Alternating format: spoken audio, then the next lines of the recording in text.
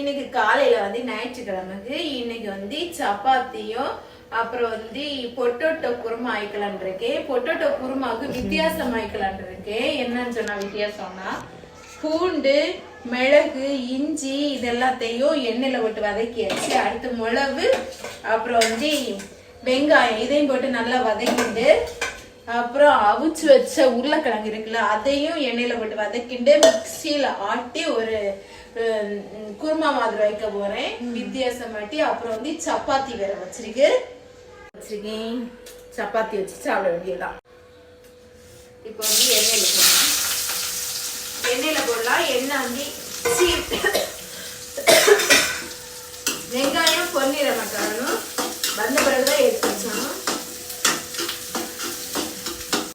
இப்ப பாருங்க வந்து பொன்னிறம் ஆயிட்டுல பச்சை மிளகா பாருங்க.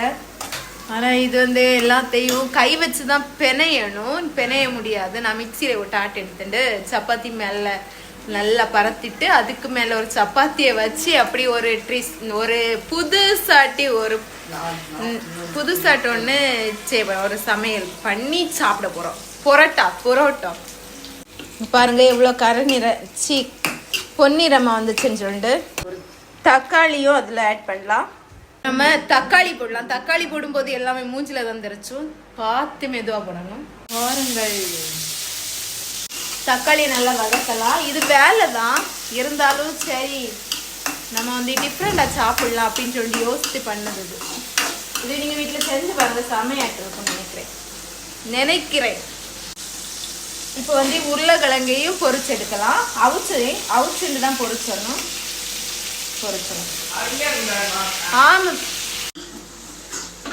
அவனை நேரமே கூட்டேன். மசாலா போடும்போது வந்து எடுமான்னு சொல்லி மசாலா எல்லாம் போட்ட வர வந்துடும்.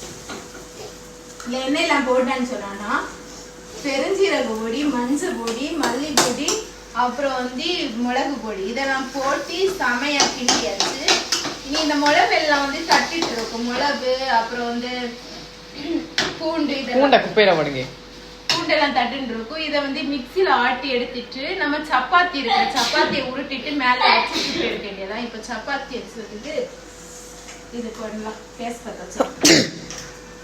இதை ஆற வச்சிருந்தா மிக்சியில போடணும்.